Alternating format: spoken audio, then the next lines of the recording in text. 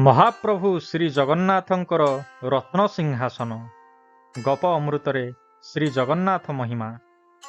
ମହାପ୍ରଭୁ ଶ୍ରୀ ଜଗନ୍ନାଥ ଲୀଳାମୟ। ସିଏ ପରମ ଦୟାଳୁ, ସିଏ ପରମ ଭକ୍ତବତ୍ସଳ। ନୀଳାଦ୍ରୌ ଶଙ୍ଖ ମଧ୍ୟେ ଶତଦଳ କମଳେ ରତ୍ନ ସିଂହାସନସ୍ଥଂ ସର୍ବାଳଙ୍କାରଯୁକ୍ତଂ ନବଘନ ରୁଚିରଂ ସଂଯୁତଂ ଚାଗ୍ରଜେନ ଭଦ୍ରାୟା ବାମଭାଗେ ରଥଚରଣଯୁକ୍ତଂ ବ୍ରହ୍ମ ରୁଦ୍ରେନ୍ଦ୍ର ବନ୍ଦ୍ୟଂ ବେଦାନଂ ସାରମିଶଂ ସ୍ୱଜନ ପରିବୃତଂ ବ୍ରହ୍ମଦାରୁ ଭଜେହମ୍। ମହର୍ଷି ବେଦବ୍ୟାସକୃତ ମହାପୁରୁଷ ବିଦ୍ୟାଗ୍ରନ୍ଥରେ ଶ୍ରୀ ଜଗନ୍ନାଥଙ୍କର ଏହି ଧ୍ୟାନ ମନ୍ତ୍ର ଉଲ୍ଲେଖ ରହିଛି।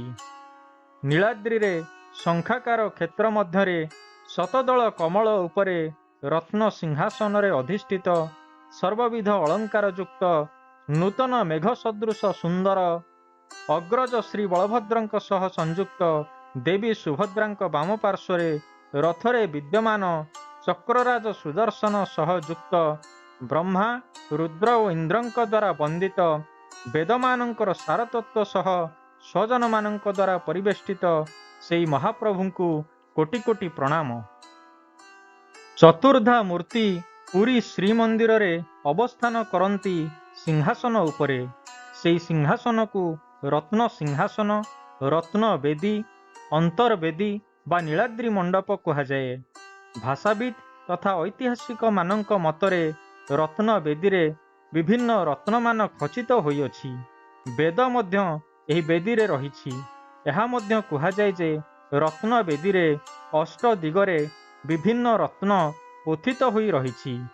ରତ୍ନ ବେଦୀର ପୂର୍ବ ଦିଗରେ ହୀରା, ଦକ୍ଷିଣରେ ମୁକ୍ତା, ପଶ୍ଚିମରେ ବୈଦୁର୍ଯ୍ୟ, ଉତ୍ତରରେ ବିଦ୍ରୁମ, ଅଗ୍ନିକୋଣରେ ସ୍ଫଟିକ, ନୈಋତ କୋଣରେ ପୁଷ୍ପରାଗ, ବାୟୁ କୋଣରେ ଚନ୍ଦ୍ରକାନ୍ତ, ଈଶାନ କୋଣରେ ଇନ୍ଦ୍ରନୀଳ ଓ ମଧ୍ୟଭାଗରେ ବ୍ରହ୍ମରାଗ ବା ବ୍ରହ୍ମହୀରା ଖଚିତ ହୋଇ ରହିଛି। ଏହିସବୁ ଅଷ୍ଟମଣି ସବୁ ଭଗବାନଙ୍କର ପାଖରେ ରହିଲେ, କାରଣ ଏମାନେ ମହାପ୍ରଭୁଙ୍କର ଜାଗ୍ରତ ପ୍ରହରୀ। ସର୍ବୋପରି ରତ୍ନ ସିଂହାସନ ମୁଗୁନି ପଥରରେ ନିର୍ମିତ। ରତ୍ନମାନ ଏହାର ଶରୀରରେ ଖୋଦିତ ହୋଇଛି।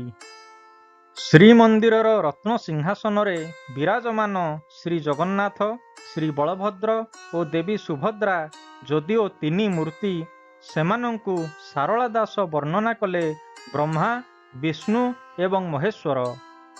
ପରଂବ୍ରହ୍ମ ଏକ, ଏକରୁ ଅନେକତା ମହାପ୍ରଭୁ ଜଗନ୍ନାଥ ସ୍ୱୟଂ ପ୍ରକାଶ କରିଛନ୍ତି। କୁହାଯାଏ ଯେ ଶ୍ରୀ ଜଗନ୍ନାଥଙ୍କ ମଧ୍ୟରେ ଏକାତ୍ମତା ରହିଛି। ଶ୍ରୀକୃଷ୍ଣ ଓ ଶ୍ରୀ ଜଗନ୍ନାଥ ଏକ ବୋଲି କେତେକ ଅଭିମତ କରନ୍ତି, କିନ୍ତୁ ଶ୍ରୀକୃଷ୍ଣ ତାଙ୍କ ବଂଶ ରଖିଲେ ନାହିଁ। କିନ୍ତୁ ଜଗନ୍ନାଥ ଅବତାରରେ ବ୍ୟାପକ ହୋଇ ସତ୍ତ୍ୱ, ରଜ ଓ ତମ ଗୁଣର ତଥା ସୃଷ୍ଟି, ପାଳନ ଓ ସଂହାର ତିନି ମୂର୍ତ୍ତିର ପ୍ରତୀକ ସାଜିଛନ୍ତି। ତେଣୁ ଅନ୍ତର୍ବେଦୀ ତଥା ରତ୍ନବେଦୀରେ ସମସ୍ତ ଶକ୍ତିର ସମନ୍ୱୟ ଘଟିଛି। ଶ୍ରୀମଦ୍ ଭାଗବତରେ କୁହାଯାଇଛି ଯେ ନନ୍ଦ ରାଜାଙ୍କର ପ୍ରଶ୍ନର ଉତ୍ତରରେ ଉଦ୍ଧବ କହିଛନ୍ତି, ନ ପିତାମାତା ତସ୍ୟ ନ ଭାର୍ଯ୍ୟା ନ ସୁତଦୟଃ ନାତ୍ମୀୟୋ ନ ପରଶ୍ଚାପି ନ ଦେହଜନ୍ମ ବେଗ ନା ତସ୍ୟ କାଲେଦ୍ଧେ ସଦସନ ମିଶ୍ର ଯୋନି କ୍ରୀଡ଼ାର୍ଥ ଶୋଧପି ସାଧୂନାଂ ପରିତ୍ରାଣାୟ କଳ୍ପତେ।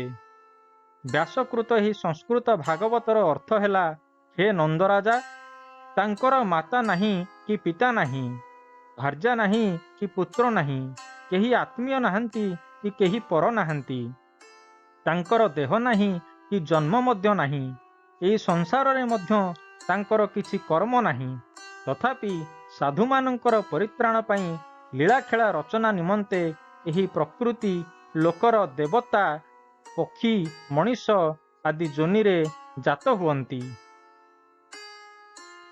ଯେଉଁ ଭକ୍ତମାନେ ରତ୍ନ ସିଂହାସନ ଉପରେ ଦାରୁ ବ୍ରହ୍ମଙ୍କୁ ଦର୍ଶନ କରନ୍ତି, ସେମାନେ ନିର୍ଭୀକ, ନିର୍ମାୟା ଓ ନିଷ୍କଳଙ୍କ ହୋଇ ଫେରନ୍ତି। ତେଣୁ ରତ୍ନ ସିଂହାସନରେ ଦର୍ଶନ କରିବା ପରେ ପ୍ରତ୍ୟେକ ଭକ୍ତ ଏକ ବୈଦ୍ୟୁତିକ ସ୍ରୋତ ନିଜ ଶରୀରରେ ଅନୁଭବ କରନ୍ତି।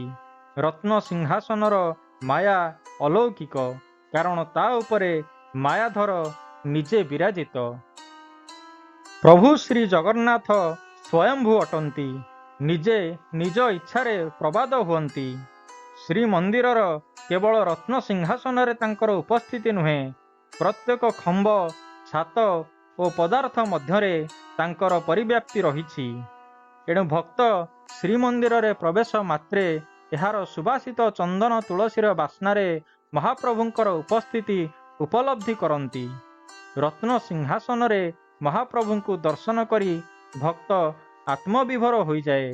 ଏହି ଭକ୍ତିର ଅନୁଭୂତି ଅଦ୍ଭୁତ ଅଟେ।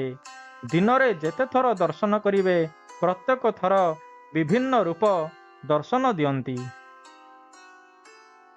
ଏଇଭଳି ସର୍ବବ୍ୟାପ୍ତ, ସର୍ବଶକ୍ତିମାନ, ସର୍ବଜ୍ଞାତା, ସର୍ବଶ୍ରୋତା, ସର୍ବକର୍ତ୍ତା, ସର୍ବେ ସର୍ବାଙ୍କ ପ୍ରଭୁଙ୍କୁ ରତ୍ନ ସିଂହାସନରେ ଦର୍ଶନ କରି ଭକ୍ତ ନିଜକୁ ମହାପ୍ରଭୁଙ୍କ ସହ ମିଶାଇ ଦିଏ। ଅଗଣିତ ଓଡ଼ିଆ ଭକ୍ତ ତଥା ଅନ୍ୟ ଭାଷାଭାଷୀ ଭକ୍ତ ଶ୍ରୀ ଜଗନ୍ନାଥଙ୍କର ଆଶୀର୍ବାଦ ପାଇଁ ରତ୍ନ ସିଂହାସନରେ ଦର୍ଶନ କରନ୍ତି। ଶ୍ରୀକୃଷ୍ଣ ଗୀତାରେ କହିଛନ୍ତି, ସର୍ବଧର୍ମାନ୍ ପରିତ୍ୟାଜ୍ୟ ମାମେକଂ ଶରଣଂ ବ୍ରଜ ଅହଂ ତ୍ୱାଂ ସର୍ବ ପାପେଭ୍ୟୋ ମୋକ୍ଷ୍ୟସ୍ୟାମି ମା ଶୁଚଃ। ଅର୍ଥାତ୍ ସବୁ ଧର୍ମ ତ୍ୟାଗ କରି ମୋର ଶରଣକୁ ଆସ, ମୁଁ ତୁମର ସମସ୍ତ ପାପ ମୁକ୍ତ କରି ମୋକ୍ଷ ଦେବି, ଚିନ୍ତା କର ନାହିଁ। ଏହାର ଅର୍ଥ ମହାପ୍ରଭୁ ଆହ୍ୱାନ କରି କହିଛନ୍ତି ଯେ ତୁମେ ଦର୍ଶନ ନିଅ, କର୍ମ କର, ଫଳ ସିଏ ଦେବେ। ଏଥିପାଇଁ ମଣିଷ ନିଜକୁ ମହାପ୍ରଭୁଙ୍କ ମଧ୍ୟରେ ମିଶାଇ ଦେବା ଆବଶ୍ୟକ। ତାହେଲେ ଶ୍ରୀ ଜଗନ୍ନାଥ ରତ୍ନ ସିଂହାସନ ଛାଡ଼ି ଭକ୍ତ ପାଖକୁ ଆସିବେ। ତେଣୁ କୁହାଯାଇଛି, ଜଗନ୍ନାଥ ସ୍ୱାମୀ ନୟନ ପଥଗାମୀ ଭବ ତୁମେ, ଭବ ତୁମେ, ଭବ ତୁମେ।